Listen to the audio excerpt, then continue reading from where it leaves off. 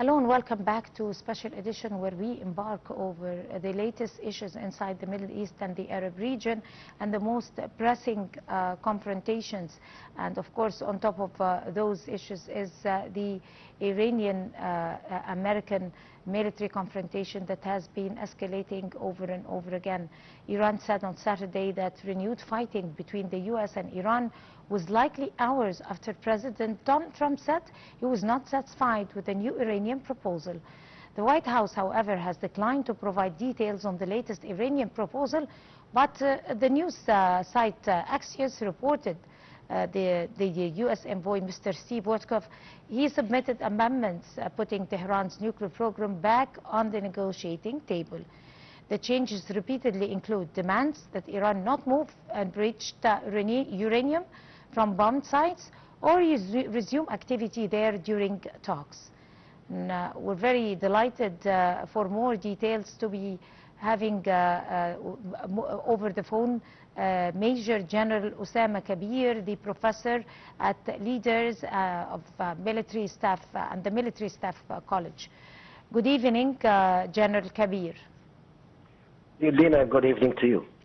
It's a real pleasure to have you, sir, on Special Edition. But let me first ask you, the Iranian Military Central Command said a renewed conflict between Iran and the U.S.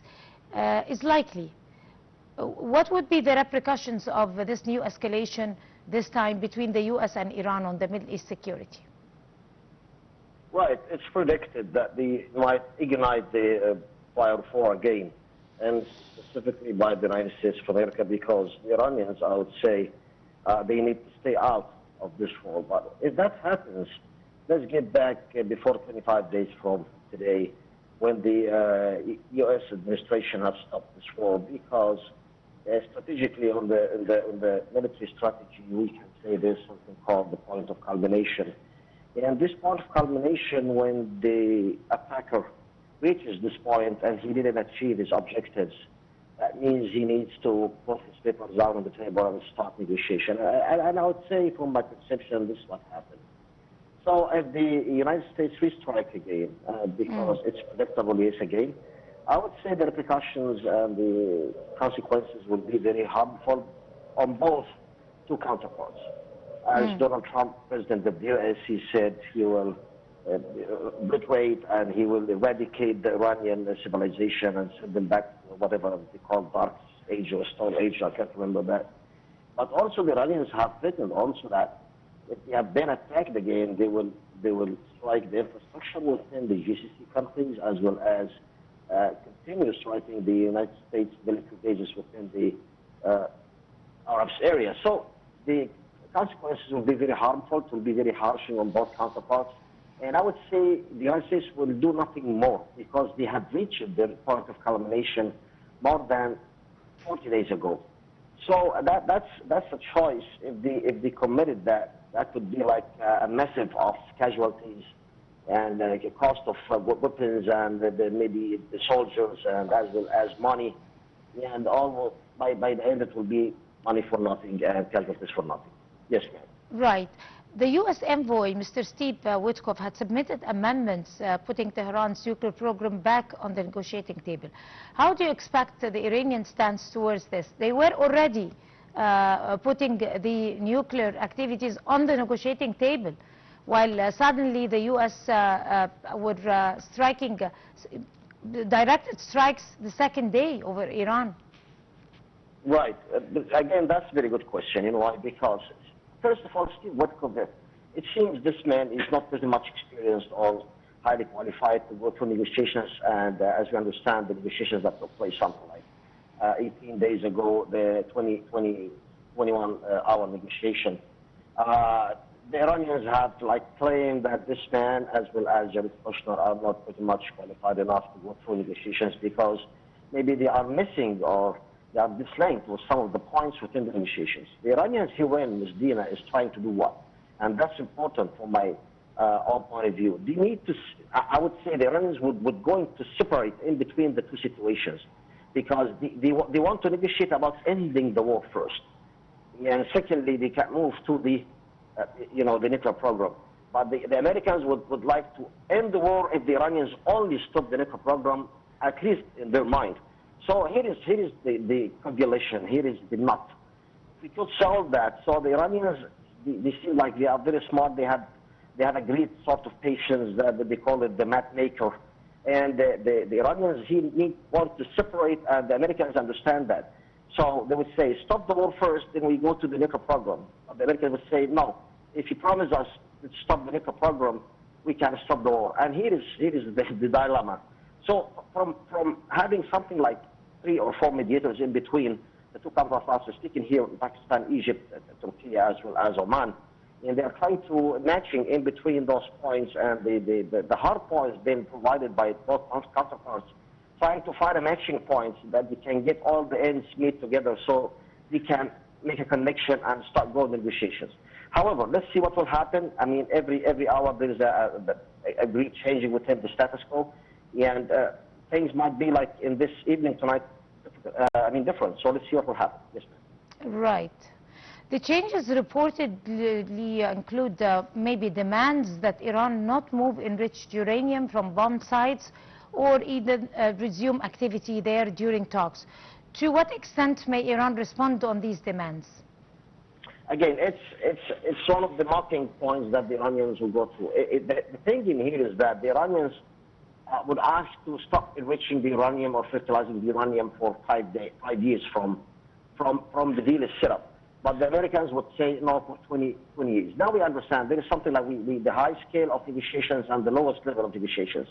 So the Iranians started with the high scale, as well as the Americans started with the high scale as well. So the thing in here that the mediators could get to a point that would say the Iranians could stop enriching the uranium till 10 years from the negotiation is on the table and been agreed by the two counterparts in the presence of the mediators.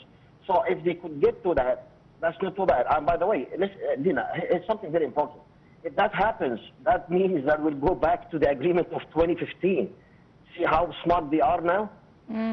Because the deal of 2015 will talk about something like that. So what happened that when Donald Trump came to the power on, when was that, 2016? Yes, 2016, and he revoked that deal on 2018.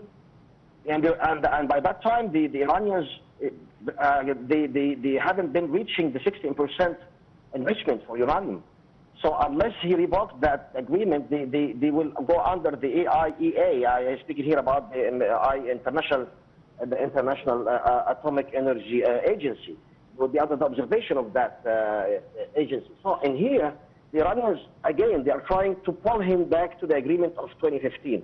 And if that happens, I mean, that would be a great loss to the United States of America. Well, I didn't get... It's very complicated. It's very complicated a little bit, yes. I didn't get the last part, but it's very normal that in order to accuse anybody of having any nuclear activities, you have to just relate this matter to whoever is in charge of, which is the International Atomic Energy Agency, to give its report. There was no inspection, and there was no proof for the U.S. to strike Iran in the first place. So, but anyway, let's hope and see. But despite the ceasefire in the Gulf, fighting is still continuing in Lebanon. And Israel has carried out deadly strikes despite a separate truce with Hezbollah. How do you assess the situation in Lebanon and the impact of the U.S.-Iran conflict on it? That's more perplexing even more. The thing in here is that what's happening now, it's truly that Hezbollah, one of the arms of the Iranian IRGC within the Middle East. And they are they are conducting their activities under the supervision by the orders of the Iranian, and nobody could see something against that. The thing in here is that the Iranians, I mean Hezbollah and the Israelis, they had an agreement on the 27th of November 2024. And by that agreement, Hezbollah pulled up all the way north to the Al-Litani River. And by that time, the Israeli 5 divisions, if I can remember very well, do have tried to invade the southern of Lebanon. They needed to pull down all the way southern to what is so-called the Blue Line. The thing in here is that when Hezbollah pulled out to the Al-Litani River, the Israelis kept holding 5 points, and they called them the strongholds. And this is why Hezbollah said we're not going to split our weapons, because the Israelis have violated this agreement since the very first day. And now we are trying to mitigate in between that. We need Hezbollah to submit his weapons to the Lebanese army, to the only organized and official army of the country. But Hezbollah is very stubborn by that time. Stubborn because of the Iranians, as well as the Iranians are trying to utilize Hezbollah in the very best way they could use, trying to get the utmost benefit of this arm within Lebanon. The problem here is Lebanon is being devastated by the IDF. Within the southern part, we're speaking about 60 towns, 60 small villages being evacuated from the residents inside, and they are pulling all the way up to the middle and the northern side of Lebanon, and such shelling and bombarding and using their aircraft against the innocent people within.